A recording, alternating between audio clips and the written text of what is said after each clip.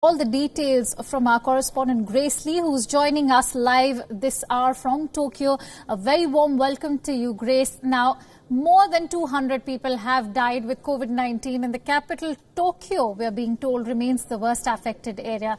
Doctors are also warning of a collapse of the medical system in Japan. Give us a sense of ground zero since you're currently in Tokyo.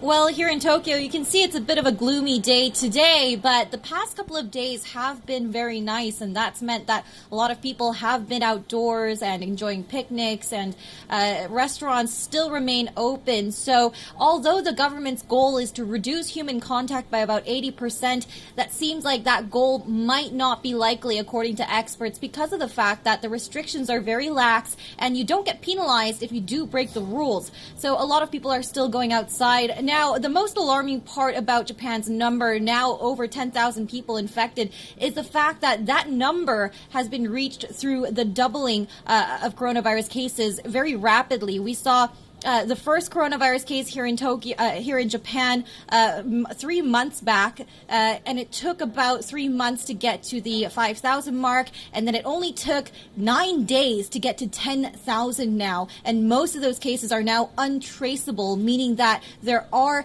cases spreading here without the government being able to track it. And that's been the number one kind of worry and concern for experts, who say that there is simply not a good hold on what's been happening here. Right. So clearly the lack of social distancing measures, or the lack of strict social distancing measures, is something perhaps which is responsible for the spike. Now, Grace, Japan's virus response has also been criticized since it is now expanding its testing. Is this not a late move, considering countries have been at it since months now? Absolutely. And really, the kind of criticism has been towards Japan's government for not doing enough. But a lot of medical experts say that Japan simply doesn't have the capacity to do so because they lack the manpower. They don't have enough doctors who are qualified to do these tests. And of course, there are also some speculation that the tests have been delayed due to the Olympics and the government wanting to move forward with that. Now, with that postponed, we are seeing those test numbers ramp up a little bit, but still Japan isn't really testing at the speed and rate as its neighbor South Korea has, and now other countries are catching up as well, and Japan is still very much behind. And I have spoken to a lot of folks here who are concerned not only about the testing but about the accessibility towards testing. You do have to jump through a lot of hoops to prove that you've been sick, you've been in contact with someone with COVID. It's not something that you can easily obtain, these tests. So there is worry that if you are sick, you are kind of left to your own devices, because it's very hard to get medical help here. Right. It's interesting, Grace, that you mentioned the postponement of Olympics, because looking at the severity of the situation in Japan, health experts are wary that the country will not be ready to host Olympics even in the year 2021. Should Japan and the International Olympic Committee pay heed to the health experts and rethink their decision? Well, seeing how much effort it took for them to postpone the Olympics to 2021 in the first place, I think it'll be a very long discussion between Japan and the IOC to talk about postponing it even further. I think they'll want to move ahead with that date for now. But of course, experts around the world are saying that these social distancing measures will have to stay in place, not only in Japan, but around the world for more than a year, maybe 2 years at best. So it does seem, it seems kind of unlikely that we'll see this kind of world event where people fly in from all different countries and cram into small stadiums to view the Olympics. So what happens next is a big question mark that I'm sure Japan and the IOC will be working very closely together to solve. Absolutely. Nobody knows what's going to happen next. But Grace, Hokkaido was seen as a success story, a region that isolated the virus, leading to a huge drop in numbers. But Hokkaido is in the spotlight again as it struggles to deal with a second wave of infection. What lessons can Japan learn from Hokkaido?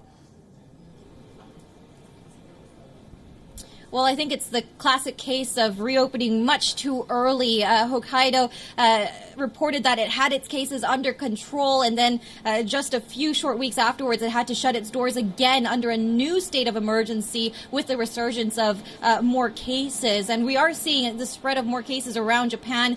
In total, the hotspot is here in Tokyo, but there's worry that people here, now with the state of emergency, have been spooked, and a lot of people in Tokyo are traveling to other areas in Japan, spreading the disease. So with Hokkaido under another state of emergency, there is a lot of pressure on governors across Japan to try and keep the situation under control and not reopen too early like Hokkaido did.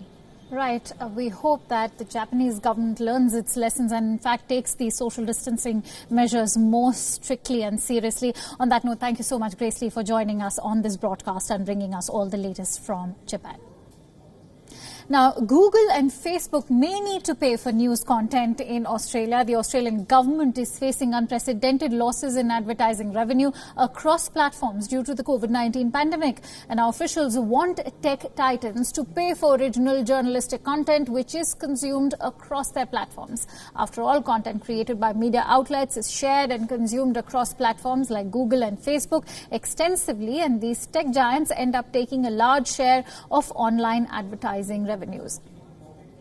Australia will compel Google and Facebook to pay media outlets for news content. Australia's Treasurer is calling for a level playing field and wants Facebook and Google to pay media companies for content. The country's competition watchdog, the Australian Competition and Consumer Commission, or ACCC, has been ordered to create a code of conduct for these tech giants. In 2019, a digital platform inquiry within Australia found that Google and Facebook were raking in huge online revenues, though their content came from other media organizations. And now the Treasurer of Australia is demanding that the platforms pay up for the content through which they are making huge profits. Australian media organizations, like the rest of the world, have been hit hard by the economic fallout of the COVID-19 pandemic. Businesses have come to a grinding halt as lockdowns are enforced globally to curb the infection. From newspapers to TV channels, the media industry at large is facing a financial crunch.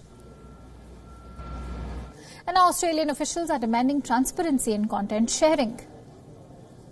It's time the tech titans were held to account and we had genuine competition. We have a level playing field. We have more transparency. And we get payment for original journalistic content. The rise of the digital platforms, and in particular Google and Facebook, have delivered real and significant benefits to consumers.